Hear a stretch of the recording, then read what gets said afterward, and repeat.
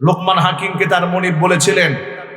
লোকমান হাকিমের আচরণ দেখে বুঝতে পেরেছিলেন যে এর মধ্যে বিশাল ট্যালেন্ট, অনেক হিকমা, অনেক প্রজ্ঞা, প্রচন্ড মেধা, প্রচন্ড জ্ঞান, গর্ব, কথাবার্তা বলে লোকমান হাকিম। লোকমান হাকিমের মনিব লোকমান হাকিম দাস ছিলেন। তাকে বললেন, লোকমান, তুমি একটা খাসি জবাই করো। খাসি জবাই করে এই খাসির এই গোটা দেহের মধ্যে থেকে সবচেয়ে উন্নত মানের দুটা অংশ গোটা দেহের মধ্যে যেটা তুমি মনে করো সেটা তুমি কেটে আমার সামনে হাজির করো। লোকমান হাকিম খাসি জবাই করে, খাসি জবাই করে গোটা দেহের মধ্য থেকে দুইটা অঙ্গ গুরুত্বপূর্ণ কেটে মালিকের সামনে হাজির করলেন। মালিক তাকায় দেখেন সবচেয়ে দামি অঙ্গ বলার পরে সেই ব্যক্তি খাসির কলিজা আর জিহ্বাটা কেটে মনিবের সামনে হাজির করে দিয়েছে। মালিক জিজ্ঞেস করলেন, জিহ্বা আনলে কেন? বলে, জবান এটা হচ্ছে দেহের সবচেয়ে মূল্যবান সম্পদ, সবচেয়ে দামি অঙ্গ, আর হচ্ছে কালব, এটা সবচেয়ে দামি অঙ্গ। কিছুদিন পরে লোকমান হাকিমের মনিব আবার বললেন, তুমি আজকে আরেকটা খাসি জবাই করো।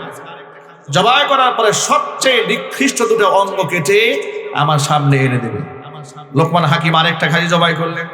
এবার সবচেয়ে নিকৃষ্ট দুটো অঙ্গ কেটে মনিবের সামনে হাজির করলেন। মনিব এবার তাকাই দেখে তখনও তিনি কালব, হার্ট, এটা কেটে এবং সাথে সাথে তিনি জিহ্বাটা কেটে সামনে দিয়েছেন। এবার তিনি প্রশ্ন করলেন, কি ব্যাপার লোকমান, তোমাকে যখন বললাম সবচেয়ে ভালো অঙ্গ এনে দাও, তুমি আমার কাছে জিহ্বা এনে দিলে, হার্ট এনে দিলে।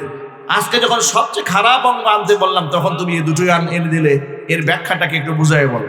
লোকমান হাকিম বললেন, মনিব শোনেন, যখন দেহের মধ্যে এই দুটা অঙ্গ ভালো হয় তখন এর চেয়ে দামি অঙ্গ আর থাকে না। আর দেহের মধ্যে এই দুইটা জিনিস খারাপ হয়, যদি কালার এই জায়গাটা নোংরা হয়, মন যদি খারাপ হয়, কাল যদি নষ্ট হয়ে যায়, আর জবান যদি নষ্ট হয়, তাহলে এর চেয়ে নিকৃষ্ট অঙ্গ দেহের মধ্যে আর থাকে না। কথা ঠিক না বেরিয়ে জন্য বলেন? মনে রাখবেন, এদের দ্বারা বাংলার জমিনে কোনোদিন ইসলামের খেদমত হবে না। ইসলামের খেদমত করতে হলে তাকওয়া লাগবে, পরহেজগারিতা লাগবে, সততা লাগবে, ইনসাফ লাগবে। এটা না হলে এই রকম ফাসিক লোকদেরকে দিয়ে, যার জবানে ঠিক নাই, কালবের মধ্যে ঈমান নাই, হিদায়াতের নূর নাই, মুখের ভাষা ঠিক নাই, তাদের মাধ্যমে আল্লাহ পাক দ্বীন কায়েম করবেন না জমিনে। প্রয়োজনে আল্লাহ পাক এই জাতিকে মিটাই দেবেন।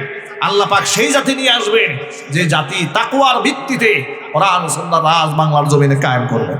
কিন্তু আমরা সেই নরধমের পার্টি হতে চাই না, আমরা জাহান্নামের নরকীট হতে চাই না, আমরা সেই শহীদি কাফেলায় শামিল হতে চাই যাদের মাধ্যমে আল্লাহ পাক এই জমিনের দ্বীনের পতাকা পথ করে উড়াইয়ে দেবেন।